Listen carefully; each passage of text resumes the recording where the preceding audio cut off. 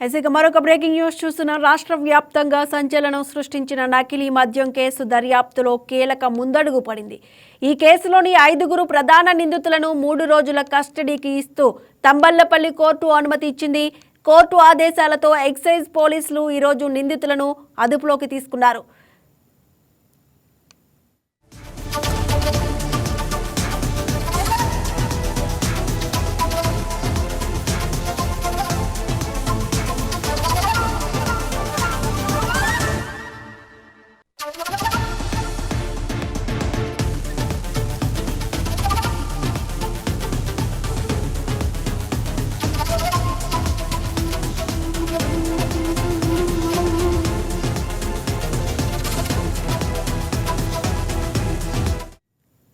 ఈ కేసులో 7 నిందితులను కస్టడీకి ఇవ్వాలని కోరుతూ ఎక్సైజ్ పోలీసులు తంబళ్లపల్లి కోర్టులో పిటిషన్ దాఖలు చేశారు. దీనిపై విచారణ జరిపిన న్యాయస్థానం 5 నిందితులను 3 రోజుల పాటు పోలీస్ కస్టడీకి అప్పగిస్తూ ఉత్తర్వులు జారీ చేసింది.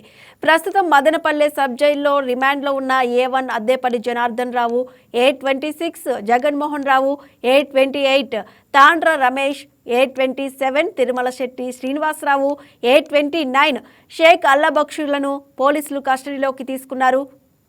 కస్టడీకి తీసుకున్న వెంటనే నిందితులకు వైద్య పరీక్షల కోసం ఆసుపత్రికి తీసుకువెళ్లారు.